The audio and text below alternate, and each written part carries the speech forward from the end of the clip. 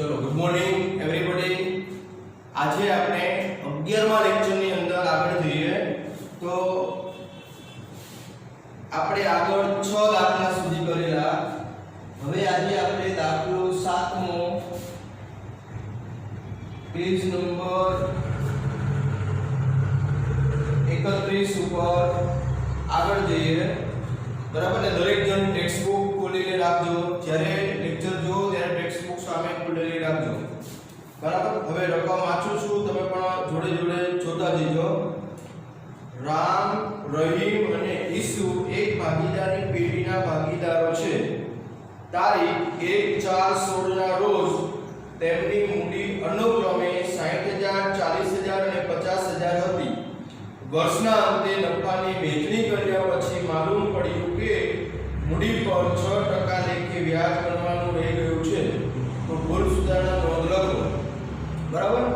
તો હવે મૂડી વ્યાજ ગણવાનું રહી ગયું છે એવું આપણને કહે છે। તો આપણે વિચારો કે મૂડી વ્યાજની આપણે બે અસર કરીએ છીએ। કઈ બે અસર કરીએ છીએ? તો એક અસર ફાળવણી ખાતામાં જશે અને બીજી અસર મૂડી ખાતામાં જશે।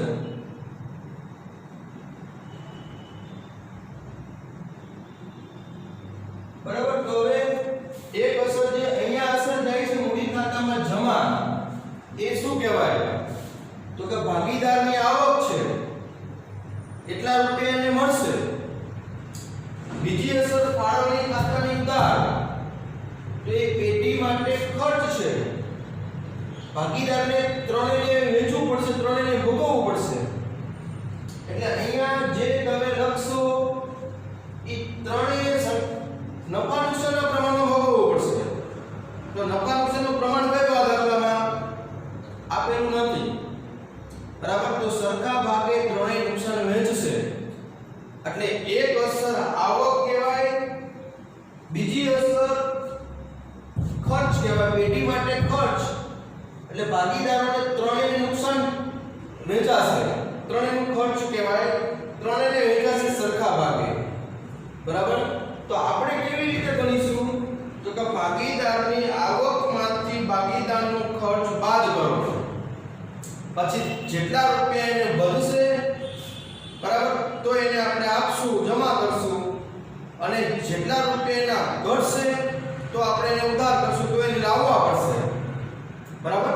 તો અહીંયા આપણે જોઈએ કે ત્રણેય પેલા ભાગીદારની આવક, એટલે ત્રણેયનો આપણે આવક કહેવાય, એટલે મૂડી વ્યાજ 6% 6% ગણો એટલે રામની મૂડી કેટલી? તો કે 60,000 60,000 ના 6% 3600। પછી રહીમમાં 40,000 એના 6% 2400। પછી ઈસુના તો કે 50,000 એના 6% તો કે 3,000। એટલે ત્રણેયને આપણે મૂડી વ્યાજ આપી દીધું। મતલબ અહીંયા જે આપણે કરીએ છીએ 3600, 2400 અને 3,000, આ એ આવક।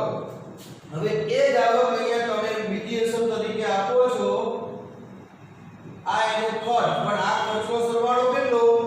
તો કે તમે ખર્ચનો સરવાળો જાણો છો કેટલો થશે? તો કે 9,000। હવે એ 9,000 ને 3,000 નુકસાન ભાગમાં આવશે। તો અહીંયા આપણે શું કર્યું? મૂડી વ્યાજનું નુકસાન 3,000 3,000 3,000, એટલે આટલા એને મળે છે, આટલા એને ભોગવવા પડશે। બરાબર? તો પણ રામને આપણે 600 રૂપિયા જમા આપવા પડશે, કારણ કે 600 રૂપિયા એના વધે છે જો। બરાબર? એટલે એટલા રૂપિયા આપણે એને આપવા પડશે। અને રહીમમાં જોવા જાવ તો 2400 એને આવક છે, 3,000 નો એનો ખર્ચ છે, એટલે એને 600 રૂપિયા લાવવા પડશે, એટલે એનો માઈનસમાં આવે છે, એટલે ઉધાર થશે।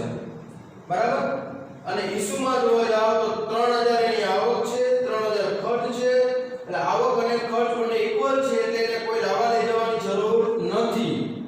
બરાબર? એટલે એનું 0 મળે છે જો, એટલે લાવવા લઈ જવાની જરૂર નથી। એટલે અહીંયા આપણે અસર આપીશું, આમ નોંધ કરવી હોય તો આમ નોંધ થઈ શકે। તો અહીંયા આપણે લખશું ભૂલ સુધારણા નોંધ। એક પ્રકારની ભૂલો જ કહેવાય। હવે આપણે ભૂલ સુધારણા કરીએ છીએ।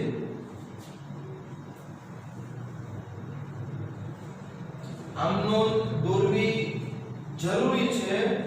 ભલે એક આપણને પૂછાય પણ દોરી લેવાની.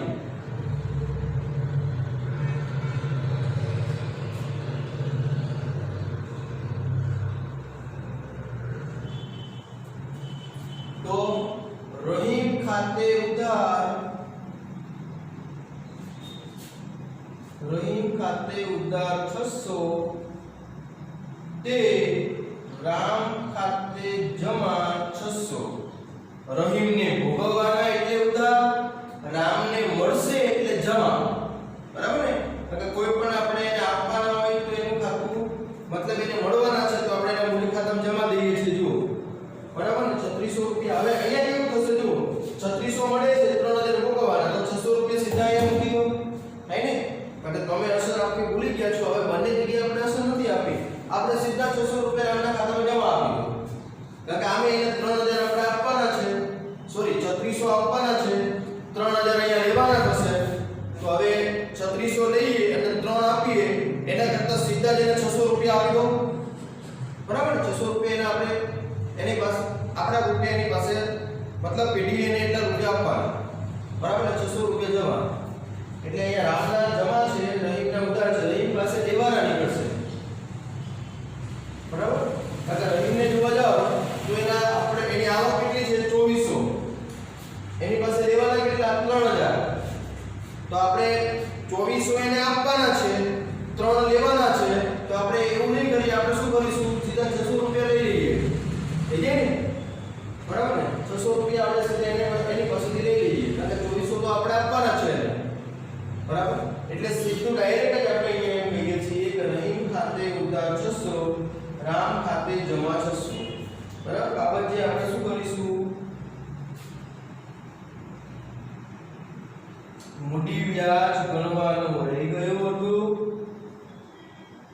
મૂડી વ્યાજ ગણવાનું રહી ગયું હતું, જેની ભૂલ સુધારી તેના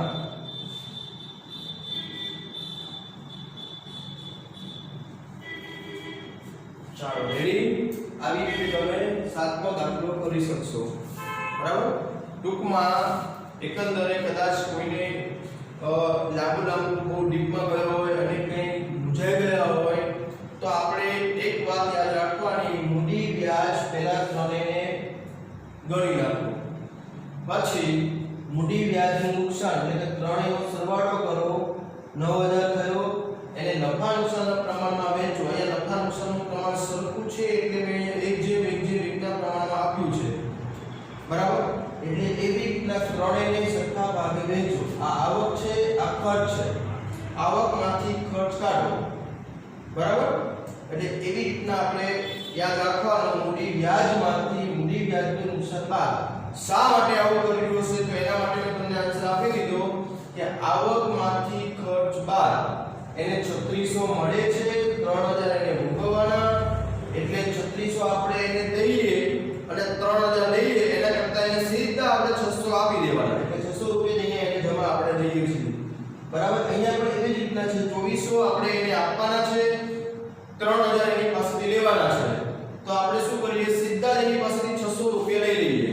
હવે 2400 તો આપણે આમે 3000 લઈને 600 2400 તો આપણે આપવાના છે. બરાબર? તો આપણને કેટલા મળે? પેઢીને કેટલા મળવાના હોય? 600 રૂપિયા. બરાબર ને? એટલે પેઢી એની પાસેથી 600 રૂપિયા લેશે. બરાબર? એટલે રામને 600 રૂપિયા આપવા પડશે અને રહીમ પાસેથી 600 રૂપિયા લેવા પડશે. બરાબર? એટલે આવકમાંથી ખર્ચ બાદ એવી રીતે તમે યાદ રાખી શકો, સમજી શકો. બરાબર? કારણ કે બે અસર છે. આજે પ્રથમ અસર છે એ કઈ? તો કે મૂડી ખાતા જમા. બરાબર? આ અસર કઈ? તો કે ફાળવણીમાં તમે જે ઉધાર કરો છો એ 9000 ત્રણેયને વેચાવાના જ હોય, નફા નુકસાનના પ્રમાણમાં વેચાવાના જ હોય. બરાબર? એટલે આ બીજી અસર છે. બરાબર? એટલે અહીંયા આપણને ડાયરેક્ટ મળે છે કે 600 આપણે એને આપવાના અને 600 રહીમ પાસેથી લેવાના. બરાબર? આવી રીતે 7મો દાખલો. હવે આપણે આગળ જઈએ, 8મા દાખલામાં આગળ જઈએ.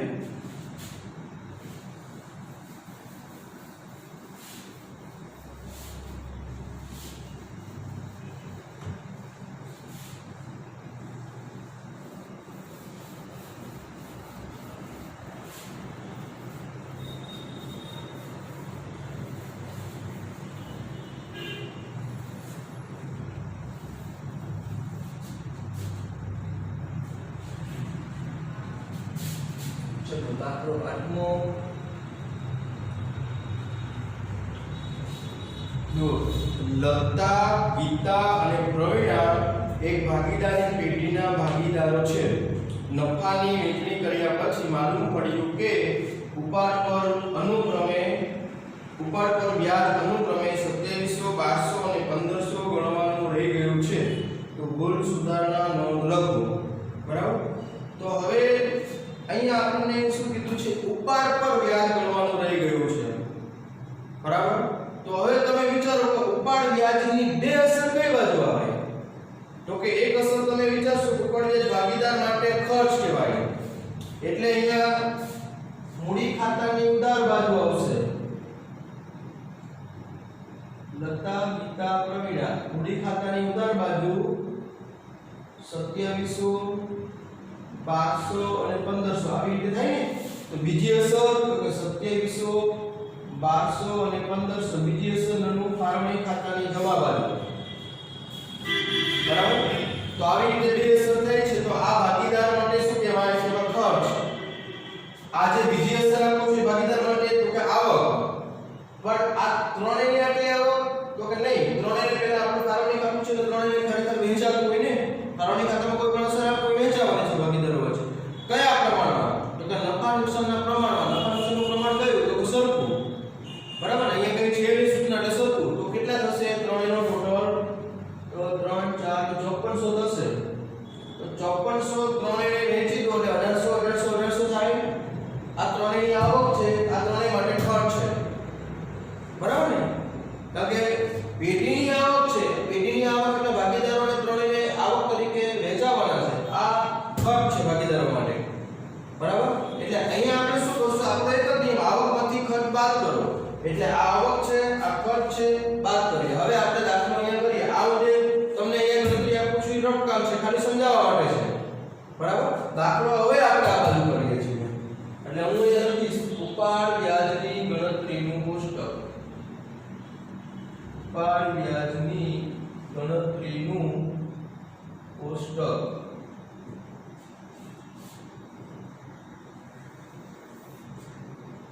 લતા, ગીતા, પ્રવીણા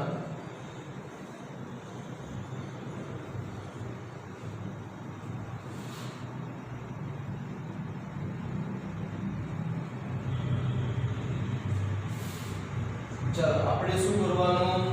આવકમાંથી ખર્ચ બાદ. તો આ આવક છે એટલે ઉપાડ વ્યાજનો નફો પેઢી માટે આવક કહેવાય. ઉપાડ વ્યાજનો નફો 2700, 1200, 1500 ત્રણેયનો ટોટલ 5400 ને 1:1:1 ના પ્રમાણમાં એટલે 1800 અને 1800 માઈનસ ઉપાડ વ્યાજ ભાગીદાર માટે ખર્ચ કહેવાય ને. ભાગીદારનો ખર્ચ કેટલું છે? એને કેટલું ભોગવવું પડે છે? તો કે 2700, 1200 અને 1500 પર્સનલી રીતે એને એટલું ભોગવવું પડે છે. બરાબર. તો હવે આપણે આવકમાંથી ખર્ચ બાદ કરીએ. માઈનસ આવે તો ઉધાર અને પ્લસ આવે તો જમા.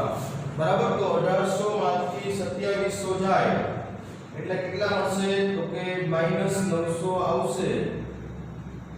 તો આપણે એનું ખાતું ઉધાર થશે. 1800 માંથી 1200 જાય તો +600 એટલે ગીતાનું ખાતું જમા થશે. 1800 માંથી 1500 એટલે +300 એટલે એનું ખાતું જમા થશે. બરાબર. હવે આપણે આમ નોંધ કરવી હોય કારણ કે આપણે તો ભૂલ સુધારણા નોંધ કરશું ને. તો અહીંયા લતાનું ખાતું ઉધાર કારણ કે એને ભોગવવા પડશે. બરાબર. શા માટે ભોગવવા પડશે?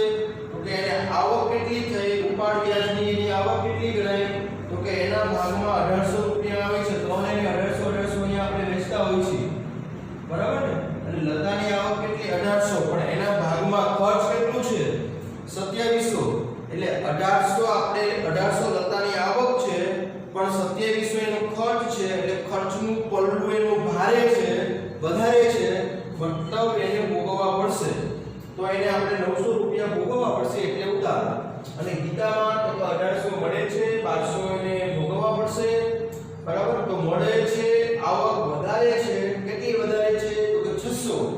તો કે 600 આપણે એનું ખાતું જમા કરશું, બરાબર ને પ્રવીણા? તો કે એને 1800 મળે છે, જો આવક તરીકે એના 1800 એને મળવાના છે, એટલે કે ધનુ ફાળવણી ખાતામાં છે એટલે એને મળશે, બરાબર ને? આવક છે એટલે ત્રણેયને છેલ્લે વેચાવાની છે, આપણે આ બાજુ વેચતા જ હોય છે 1800 રૂપિયા, એટલે 1800 રૂપિયા એને મળશે, પણ ભોગવવાના કેટલા? 1500. તો પણ એને 300 રૂપિયા એના વધારે રૂપિયા છે એના, જો એટલે 300 રૂપિયા પેઢી એને આ આપવા પડશે, એટલે આવક છે એટલે જમા થશે. એટલે એકંદરે આપણે એમ કહીએ કે લતા ઉધાર 900 અને ગીતા અને પ્રવીણાને મળશે, એટલે ગીતા 600 જમા અને પ્રવીણા 300 જમા. હવે આપણે અહીંયા નીચે આમ દોરીને આપણે મૂકશું તો ભૂલ સુધારણા નોંધ, ભૂલ સુધારણા નોંધ.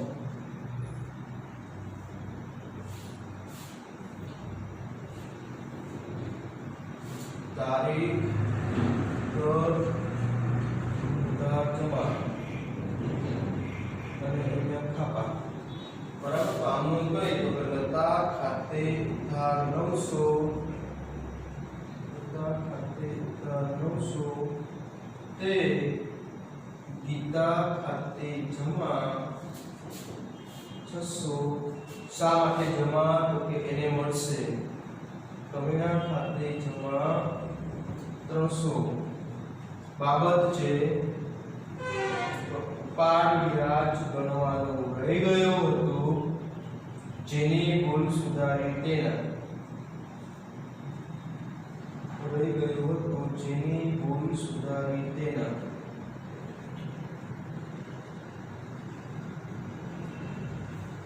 ચાલો આ રીતે આપણે 8મો દાખલો આપણો પૂરો કર્યો. હવે આમ જોવા જાવ તો 7મો અને 8મો બે પોઈન્ટ એક જેવા કહેવાય. આમ ઓપોઝિટ છે પણ એક જેવા પોઈન્ટ છે. કારણ કે શા માટે કે 7મા દાખલામાં તમને એવું કીધું હતું કે મૂડી વ્યાજ ગણવાનું રહી ગયું છે, બરાબર? 8મા દાખલામાં તમને એવું કીધું છે કે ઉપાડ વ્યાજ ગણવાનું રહી ગયું છે. તો આપણે 7મા દાખલામાં શું કર્યું? તો કે મૂડી વ્યાજમાંથી મૂડી વ્યાજનું નુકસાન આપણે બાદ કર્યું. કેમ એવું કર્યું? તો કે આવકમાંથી ખર્ચ બાદ થાય, બરાબર? બંનેમાં પોઈન્ટ એક જ છે કે આવકમાંથી ખર્ચ બાદ, બરાબર? તો હવે ત્યાં તમે મૂડી વ્યાજમાંથી મૂડી વ્યાજનું નુકસાન કેમ બાદ કર્યું? તો કે મૂડી વ્યાજ આવક કહેવાય, બરાબર? મૂડી વ્યાજનું નુકસાન અહીંયા બીજી અસર તમે અહીં લખો છો એટલે નુકસાન કહેવાય. એટલે આવકમાંથી ખર્ચ જાય એટલે આપણે એક રીતે અસર આપી. અહીંયા આપણે શું કર્યું? તો કે ઉપાડ વ્યાજનો નફો, ઉપાડ વ્યાજ પેઢી માટે આવક છે, નફો કહેવાય. ત્રણેયને વેચાવાનો હોય, કદાચ તમે ત્રણેયની બાકી કાઢશો તો અહીંયા મળશે 5400, 1800 વેચાવાના, બરાબર ને? એટલે ત્રણેયને મળવાના ટૂંકમાં. એટલે ઉપાડ વ્યાજનો નફો ત્રણેયને મળે, આવક કહેવાય. એમાંથી ત્રણેયનો ખર્ચ આપણે બાદ કર્યું, પછી માઈનસ આવે તો ઉધાર અને પ્લસ આવે તો જમા, બરાબર? એટલે યાદ રાખવાનું બંને વિરુદ્ધ સાઈડ ચાલશે, કારણ કે મૂડી વ્યાજ અને ઉપાડ વ્યાજ બંને આમ જુઓ તો વિરુદ્ધ પોઈન્ટ છે. હા, દાખલો એક જેવો કહેવાય કે બંનેમાં વ્યાજ ગણવાનું રહી ગયું છે, બરાબર? ચાલો હવે આપણે 9મા દાખલા તરફ જઈએ.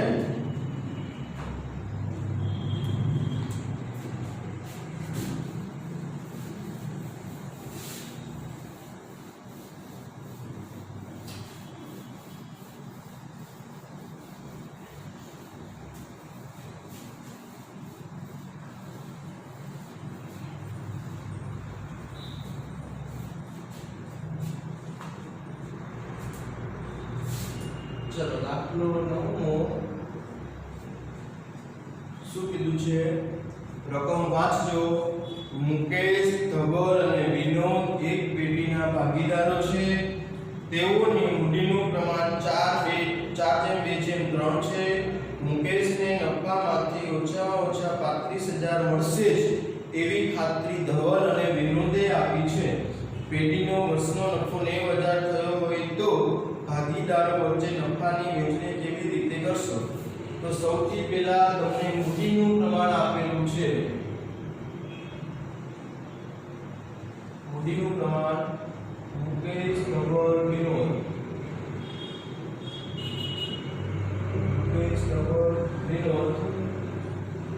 4/2/3 પછી નફો તમને આપેલો છે 90000. હવે તમને એમ કે છે કે મુકેશને 35000 તો મળવા જ જોઈએ, બરાબર? એવી ખાતરી કોને આપી છે? તો કે ધવલ અને વિનોદે. હવે જો મુકેશને 35000 પૂરા ન થાય તો અહીંયા ધવલ અને વિનોદે એને જેટલા રૂપિયા ખૂટે એટલા રૂપિયા એને કરી દેવા પડે. માની લો કે મુકેશના ભાગની અંદર 25000 નો નફો આવે છે, પણ ખાતરી મુજબ એને કેટલા મળવા જોઈએ? તો કે 35. તો કેટલા ઘટ્યા? તો કે 10000. તો 10000 આ બંને લાવવા પડે, એને આપી દેવા પડે. બંને 5,000 રૂપિયા આપવા પડે, અથવા નફાનું પ્રમાણ જે પ્રમાણે હોય એ રીતે આપવા પડે, બરાબર? એટલે હવે આપણે અહીંયા જોઈએ કે ત્રણેય પહેલા તો સૌથી પહેલા આપણે એ જોઈશું કે મુકેશને 35000 થાય છે કે કેમ, કેટલા ખૂટે છે આપણે એ જોઈએ. તો આપણે શું કરીશું? તો કે આ જે નફો છે એને આપણે પહેલા ત્રણેયને વહેંચી દઈએ. તો કેટલો આવશે? તો કે કયા પ્રમાણે વહેંચશો? તો તમે સામાન્ય રીતે એવું વિચારશો કે 4 2 3 આપેલું છે, પણ મેં એટલા માટે અહીંયા લખ્યું છે કે નફાનું પ્રમાણ નથી, એ મૂડીનું પ્રમાણ છે, બરાબર? જેની અહીંયા કોઈ જરૂર નથી, તમને ખાલી ભૂલ કરાવવા માટે જ આપેલું છે, બરાબર? એટલે આપણે આ નફો કયા પ્રમાણમાં વેચવાનું છે?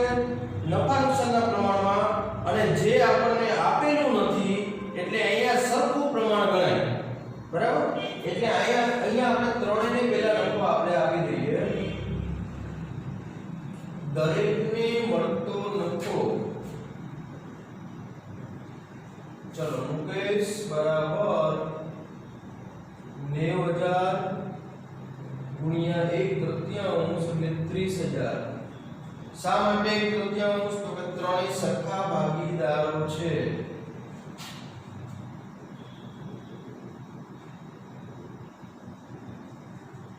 ધવલ પણ 30000, વિનોદ પણ 30000. ચલો હવે આપણે અહીંયા કહી દઈએ કે નફા નુકસાનના પ્રમાણની કોઈ સૂચના નથી, તેથી કરાર મુજબ સરખા ભાગે 1:1 ના પ્રમાણમાં વહેંચાશે, બરાબર? આ ખાલી મેં તમારી સમજણ માટે સૂચના આપેલી છે, દાખલામાં લખવી જરૂરી નથી, ખાલી તમારી સમજણ માટે. હવે આપણે કહીએ કે આપણી ગેરંટી કોને હતી? તો કે મુકેશને 35000 મળવા જોઈએ એવું કીધું છે આપણે. મુકેશને ઓછામાં ઓછા 35000 મળવા જોઈએ. તો અહીંયા કહીએ આપણે મુકેશને 35000 મળવા જોઈએ, પરંતુ તેને 30000 જ મળે છે, તેથી 5000 ખૂટે છે. જે રકમ ધવલ અને વિનોદ ધવલ અને વિનોદ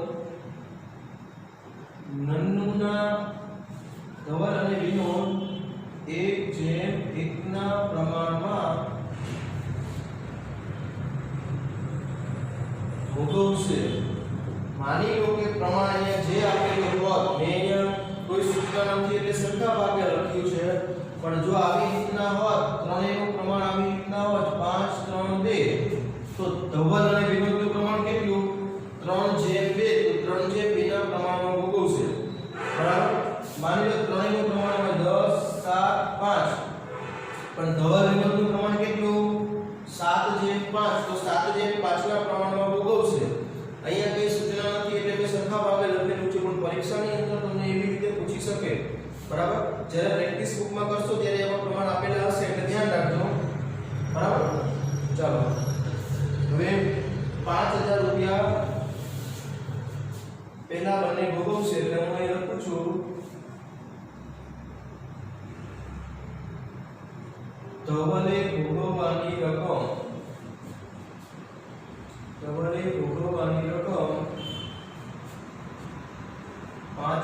ગુણ્યા 1/2 એટલે 2500 રૂપિયા થાય. પછી વિનોદે ભોગવવાની રકમ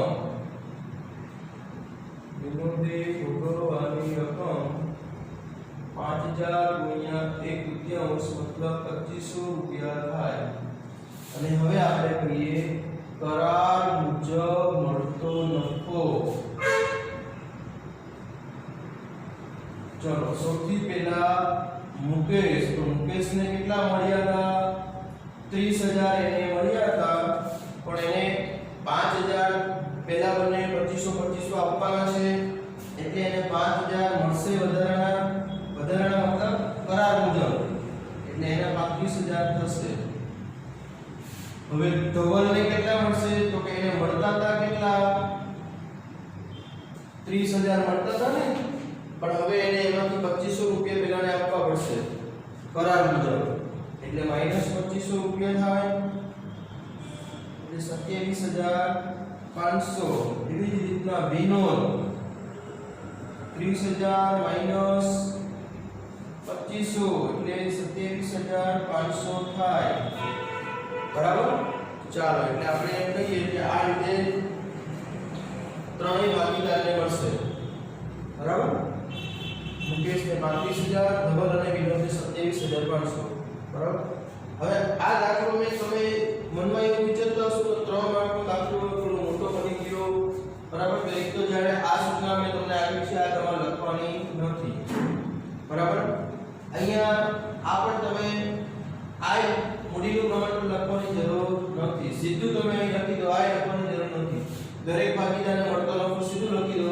પછી આ સૂચના આપી દો કે કરાર મુજબ પૂરા થતા નથી તો આટલા ખૂટે છે એ પેલા બંને ભોગવશે અને ભોગવવાની રકમ આપી દો. એટલે મેં જે ચોપડા મારેલા છે એ લખવાની જરૂર નથી. બરાબર? અને એના કરતા શોર્ટકટ આપણે કરવું હોય તો એને આપણે શોર્ટકટ કરી શકીએ છીએ. જો એક તમને પણ ઓલ ઓવર હિટ રીત ન કહેવાય. બરાબર? શોર્ટકટ તમને કરી દઉં.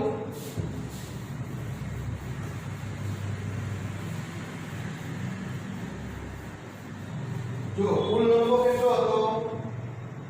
90000. એમાંથી તમારે આપવાના છે કેટલા પહેલાને? 35000. તો 35000 આપી દો એટલે વધશે કેટલા? 35000 તમે આપી દીધા. હવે વધે કેટલા? તો કે 55000 વધે.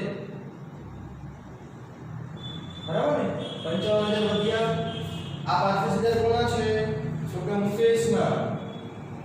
બરાબર ને? મુકેશને આપશો ને તો હવે વધ્યા કેટલા? 55000. તો આપણે કહીએ કે હવે 55000 ને ધવલ અને વિનોદ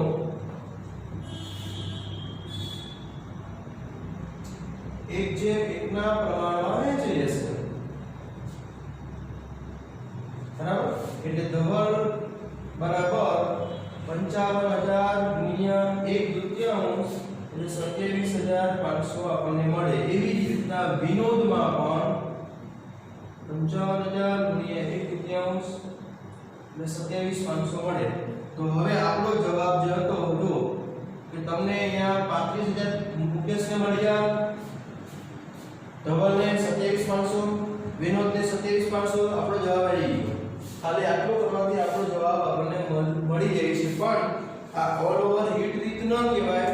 એટલા માટે હિટ રીત ન કહેવાય કે કદાચ માની લો કે અહીંયા આપણે મુકેશને સંજોગો વરસાદ એને પહેલા આપણે 30000 મળ્યા હતા, ગેરંટી મુજબ એને 35 મળવા જોઈએ એટલે 5 બંને આપ્યા. બરાબર? 5000 બંને ભેગાથી આપ્યા. પણ હવે હું તમને એમ કહું કે જો પહેલાથી જ મુકેશને વધારે મળતા હોત તો તમે એને નફાની વહેંચણી કરી, જ્યારે તમે નફો વહેંચો છો ત્યારે એને માની લો કે 35 ની જગ્યાએ એને 45000 મળતા હોત તો બરાબર ને? તો આ રીત તમારી ખોટી પડે. બરાબર? તમે ગેરંટી કરતા ઓછા નફો એને મળે છે એટલે તમે આવું કરી શકો. પણ પહેલાથી જ વધારે મળતા હોત તો તમારે સીધી વહેંચણી કરવાની છે, બીજું કંઈ કરવાનું નથી. બરાબર? એટલે ક્યારેક તમે જો ન સમજી શકો તો તમારી આ રીત તમારી ખોટી પડી શકે. બરાબર? 30000 એને મળે છે ત્યાં સુધી આ રીત સાચી કહેવાય. પણ 45000 જો એને મળતા હોય પહેલાથી નફાની તમે વહેંચણી કરી ત્યાંથી 45 મળતા હોય તો તમે અહીંયા કેટલા એને આપો છો? 35 આપો. ખરેખર તો એને 45 મળે છે. બરાબર? એટલે ખોટું થઈ શકે. એટલે શોર્ટકટ બધી જગ્યાએ કામ ન લાગે. એટલે હું મારી રીત મુજબ હું થોડું વધારે તમને લેન્થી ચલાવું પણ એ તમને કાયમ માટે હિટ રીત કહેવાય બરાબર ચાલો હવે આપણે આગળ જઈએ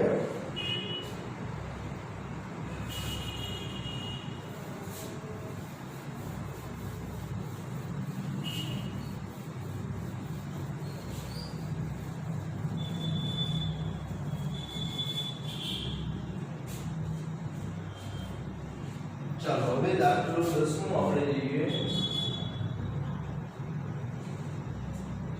10માની રકમ વાંચું છું રઘુવીરની આખરની મૂડી 80000 છે જેમાં ચાલુ વર્ષના ઉપાડના 12500 અને નફાના 17800 ની અસર આપેલ છે શરૂની મૂડી પર વાર્ષિક 6% ના દરે વ્યાજ કેટલું થાય બરાબર તો અહીંયા આપણને મૂડી પર ખાલી વ્યાજ ગણવાનું છે આપણે બીજું કંઈ જ કરવાનું નથી પણ આપણને અહીંયા આખરની મૂડી આપેલી છે અને વ્યાજ ગણવાનું કહેલું છે શરૂની મૂડી ઉપર જો કે શરૂની મૂડી ઉપર ન ગણવાનું કહેલું હોય તો પણ આપણે શરૂની મૂડી ઉપર જ વ્યાજ આપવાનું હોય કોઈ દિવસ આખરની મૂડી ઉપર વ્યાજ ગણવાનું હોય નહીં બરાબર એટલે આપણે શરૂની મૂડી કેવી રીતે શોધવી તો અહીંયા હું લખું છું શરૂની મૂડી શોધવી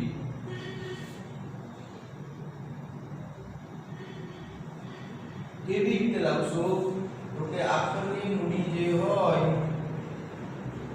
આખરની મૂડી તમને આપેલી છે 80000 પ્લસ ઉપાડ પ્લસ કરશો 12500 એટલે 92500 થયા માઈનસ નફો 17800 છે જે તમે બાદ કરશો એટલે શરૂની મૂડી તમને મળશે બરાબર કેટલા આવશે શરૂની મૂડી તરીકે વિચારો તો કે અહીંયા તમને શરૂની મૂડી આવશે 74700 બરાબર હવે તમે વ્યાજ ગણશો આ શરૂની મૂડી આવી ગઈ હવે તમે વ્યાજ ગણશો કે મૂડી પર વ્યાજ કેટલા ટકા કીધું છે તો જો તો આપણને 6% કહેલું છે તો 6% લેખે કેટલું વ્યાજ થાય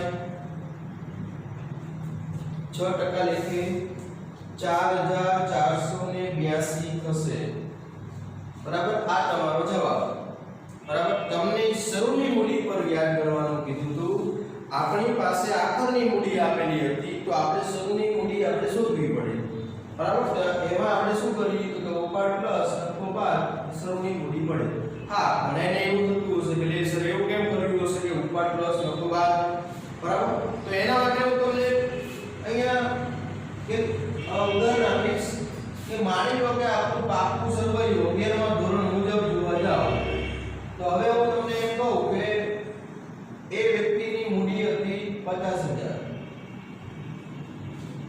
બરાબર હવે સમજી લો એને 10000 નો નફો મળે છે તો નફો તમે શું કરશો તો કે પ્લસ કરશો કારણ કે નફો આવક કહેવાય એટલે નફો તમે પ્લસ કરતા હતા બરાબર એટલે એની મૂડી કેટલી થઈ 60000 પછી માની લો કે એને એમાંથી એને 5000 નો ઉપાડ કર્યો છે તો ઉપાડ તમે શું કરો છો તો કે બાદ કરો છો 5000 એટલે 55000 બહાર નીકળ્યા આ 55000 કઈ શું ગણાય તો કે આખરની મૂડી ગણાય હવે તમારે આ આખરની મૂડી છે આ આખરની મૂડીમાં તમે શું કર્યું તો કે શરૂની મૂડીમાં મેં નફો પ્લસ કર્યો ઉપાડ બાદ કર્યો બરાબર ને એવું કર્યું તો હવે મારે આખરની મૂડી મને આપેલી છે મારે શરૂની મૂડી શોધવી હોય તો હું શું કરીશ તો કે 55000 ઉપાડ બાદ કર્યો છે એને પ્લસ કરો એટલે 60000 થયા નફો મેં પ્લસ કર્યો છે તો નફાને બાદ કરો એટલે 10000 હું બાદ કરું એટલે 50000 જે આપણી શરૂની મૂડી છે તમે જોઈ શકો છો શરૂની મૂડી અહીંયા છે તમે જોઈ શકો બરાબર એટલે આપણે એવું શા માટે કરીએ છીએ કે શરૂની મૂડીની અંદર આપણે નફો પ્લસ કર્યો છે ઉપાડ આપણે બાદ કર્યો છે અને પછી આપણે આખરની મૂડી લાવ્યા છે હવે મારે આખરની મૂડીમાંથી શરૂની મૂડી લાવવી હોય તો હું શું કરીશ તો ઉપાડ પ્લસ કરીશ નફો બાદ કરીશ તો મને શરૂની મૂડી મળશે બરાબર એટલે એવી રીતના અહીંયા આપણે વિચારી શકીએ બરાબર ચાલો હવે 10મો દાખલો આપણો પૂરો થયો બરાબર. શા માટે પ્લસ માઈનસ છે તમે સમજી ગયા. હવે આપણે 11મા દાખલા તરફ જઈએ.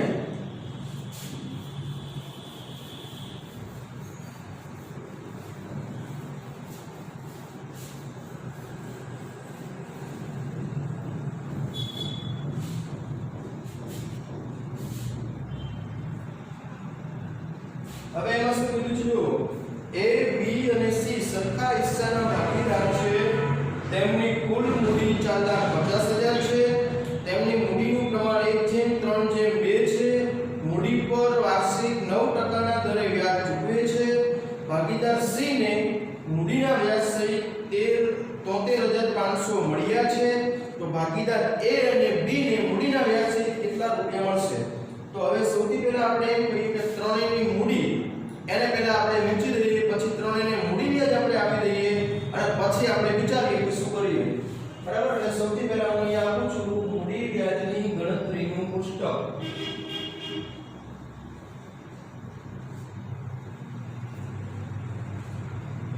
ઉપર હેડિંગ આપીશ મૂડી વ્યાજની ગણતરીનું પુસ્તક. વિગત પછી ત્રણેય ભાગીદારના નામ છે A, B, C. પહેલા હું લખીશ દરેકની મૂડી. તો દરેકની મૂડી કેટલી? તો કે કુલ મૂડી કેટલી છે અહીંયા? તો કે કુલ મૂડી 4,50,000 છે. હવે 4,50,000 ને અંદર વેચવાની છે કઈ રીતે? મૂડીનું પ્રમાણ છે 1/3/2. બરાબર. તો ત્રણેય તમે મૂડી વેચશો એટલે કેટલી આવશે? તો કે 75,000, 2,25,000 અને C ભાગીદારને 1,50,000. આ ત્રણેયની મૂડી આવે છે. હવે તમે લખશો દરેકને મૂડી વ્યાજ. દરેકને મૂડી વ્યાજ આપો. મૂડી વ્યાજ કેટલા ટકા છે? તો કે મૂડી વ્યાજ છે 9%.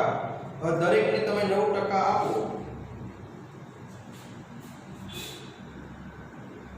એટલે 6,750. 2,25,000 ના 9% તો કે 20,250. પછી C ના 1,50,000 ના 9% તો કે 13,500. બરાબર ને? 13,500. ચલો ત્રણેયને મૂડી વ્યાજ આપણે આપી દીધું. હવે આપણી સૂચના કઈ છે અંદર વાંચો. તો હવે આપણને એમ કીધું છે કે C ભાગીદારને વ્યાજ સહિત 73,500 મળે છે. બરાબર. તો અહીંયા આપણે કહીએ C ભાગીદારને વ્યાજ સહિત 73,500 કેવી રીતે હશે? તો કે એનું વ્યાજ કેટલું છે 73,500 માં? તો કે 13,500 છે. તમે જોઈ શકો છો. તો 13,500 નું વ્યાજ થાય પ્લસ તો બાકીના બીજા શું મળ્યા હશે? 73,500 માં 13,500 નું વ્યાજ હોય તો બાકીના 60,000 કહેવાય ને. તો બાકીના 60,000 શું હશે? તો બાકીના 60,000 જે નફો કહેવાય. બરાબર.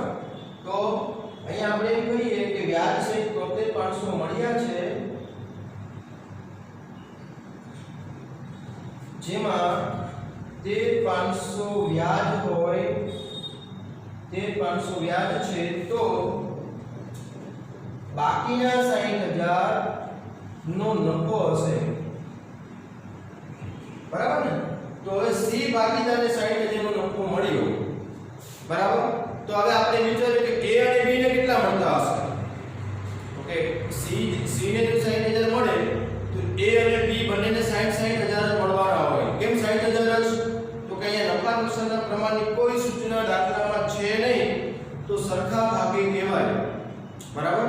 એટલે A ભાગીદારને પણ 60,000 મળશે તો 60,000 નો નફો અને 750 નું વ્યાજ. બરાબર. એટલે ટોટલ એટલા મળવાના. એવી જ રીતના B ભાગીદારને 60,000 નો નફો અને 20,250 નું વ્યાજ એટલે 80,250 એના થયા. એટલે એવી રીતના બંને ભાગીદારને વ્યાજ સહિત એટલા મળશે. એટલે અહીંયા આપણે સૂચના આપી દઈએ કે સી ભાગીદારને જો 60,000 નો નફો મળે, 60,000 નો નફો મળે તો એ અને બી ભાગીદારને પણ 60,000 નો જ નફો મળે. કારણ કે ત્રણે સરખા હિસ્સાના ભાગીદારો છે.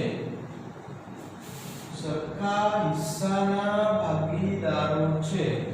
તો હવે આપણે કહીએ એ ને મળતી કુલ રકમ, એને મળતી કુલ રકમ નફો પ્લસ વ્યાજ એટલે 60,000 પ્લસ વ્યાજ કેટલું તો કે 6750 એટલે ટોટલ મળશે એને 64,750. બી ને મળતી કુલ રકમ 60,000 પ્લસ વ્યાજ કેટલું છે તો કે 20,250. 20,250 એટલે 80,250 થાય. બરાબર. એટલે આપણો પ્રશ્ન હતો એ અને બી ને મૂડીના વ્યાજ સહિત કેટલા મળશે, તો આ વ્યાજ આ નફો આટલો જ નફો કે સી ભાગીદાર ઉપરથી આપણે લાયા અને એની પણ સૂચના આપણે ઉપર લખી દીધી કે સી ને 60,000 નો નફો મળે તો એ અને બી ને પણ 60,000 નો નફો મળતો હોય. બરાબર. તો હવે અહીંયા આપણે ટેક્સ્ટ બુકના બધા જ દાખલા ટૂંકા અહીંયા આપણા પૂરા થશે. બરાબર. આજે આપણે 7 8 9 10 11 મતલબ 5 દાખલા આપણે 11મા લેક્ચરમાં આપણે કર્યા. બરાબર. તો હવે આપણે પ્રેક્ટિસ બુક તરફ આગળ જઈશું કે પ્રેક્ટિસ બુકની અંદર કોઈ ક્વેરી વાળા દાખલા આપણને મળે છે. બરાબર. આપણે બધા જ દાખલા કરવાના છે. અત્યારે આપણે માત્ર ને માત્ર ટેક્સ્ટ બુક પૂરી કરી. બરાબર. 11 લેક્ચરની અંદર મેં તમને ટેક્સ્ટ બુક જ ચલાવી. તો હવે આપણે પ્રેક્ટિસ બુકના ટૂંકા દાખલા તરફ જઈએ. મોટા દાખલા તમે કરી નાખ્યા હશે. મોટા દાખલા આપણે આ ચેપ્ટરમાંથી મોટો દાખલો એક પણ પૂછાવાનો નથી. એટલે તમારે સૌથી વધારે ફોકસ ટૂંકા દાખલા ઉપર જ કરવાનું છે. બરાબર. એટલે ટૂંકા દાખલા આપણે પ્રેક્ટિસ બુકના બધા જ દાખલા આપણે કરીશું. એમાંથી જે મને એવું લાગે કે જે અઘરા દાખલા છે એવા જ બોર્ડ ઉપર મૂકીશ, નવા દાખલા છે એવા જ મૂકીશ. બાકી તમે પ્રેક્ટિસ કરજો જાતે. ન સમજે તો પછી મને કહેજો. બરાબર. અત્યારે મને એમ થાય કે મારે આ ચલાવવા જેવા છે એવા દાખલા હું બોર્ડ ઉપર ચલાવીશ. બરાબર. આગળના લેક્ચરમાં હું ટૂંકા દાખલા બધા જ તમને ક્વેરી વાળા કરાવીશ. ચલો આજનો લેક્ચર આપણે અહીંયા રાખીએ છીએ.